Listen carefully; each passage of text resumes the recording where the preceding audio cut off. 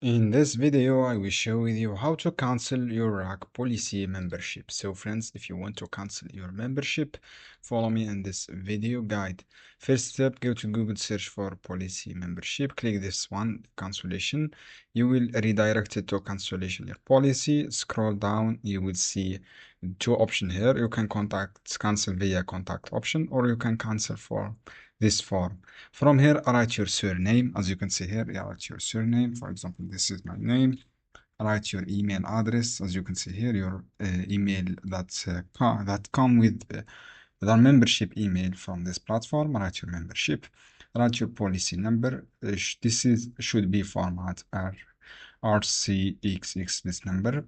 After that, friends, when you write this all details, select your climb through travel insurance, and then choose your travel insurance here, active, and then click submit. So just complete this cancellation form, and then you will cancel it with 14 days. So you should be read this term and conditions before make any action.